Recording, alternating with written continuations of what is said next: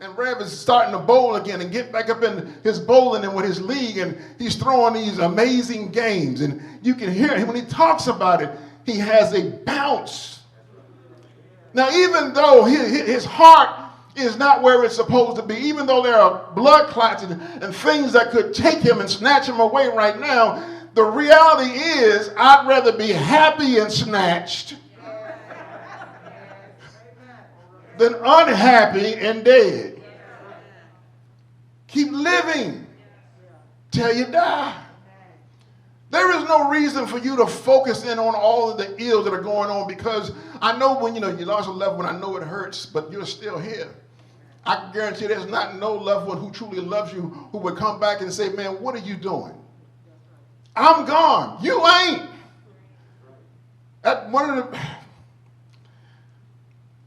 We get so much pressure from outside sources. That's why I always tell you, be careful of who your circles are. Be careful who you have around you, and stop trying to buffet people because it makes you feel better to know they'll still be here.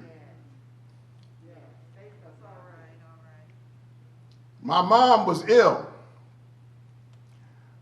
My mom died before she died.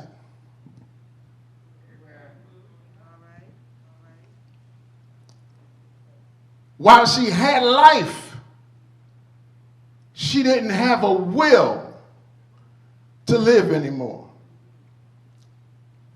Y'all pay attention to what I'm saying. My father passed. Her dad passed. Her mom passed. It's a lot of calamities. And people will focus on the negative versus the positive. She made a statement that, y'all are grown, y'all have y'all lives to live, I'm done. How can a human say they're done, especially one who knows God, when God ain't through with you, because you ain't done until God says you're done? But she stopped living and took the diagnosis and started dying, and then added everything else that was a part of the equation to the reason why it's okay to die. Just because you know you're going to glory ain't no reason to rush.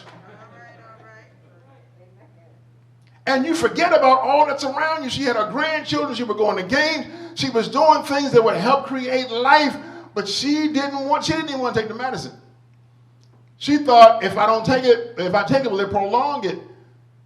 I'm like, and then this is why depression is so real. When you get so lost in your own emotions that were natural and now turn unnatural, if you want to hear about that, go check out my depression series. We're not meant to hold on to stuff that's only meant to last for a minute.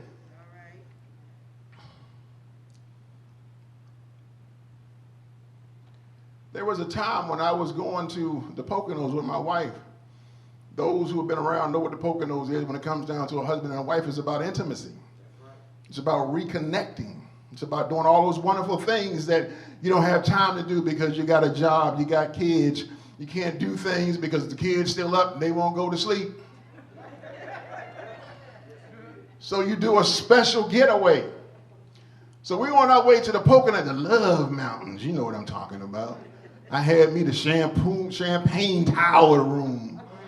You know what I'm saying? I had the massage thing in there, the little pool on the side. I'm like, man, we about to reconnect to some intimacy, and we about to, kind of replenish. You know that thing that when you first got married, that honeymoon phase and that in love phase, and all of a sudden everything happened, and all of a sudden now the only people who ain't making love are those who are married.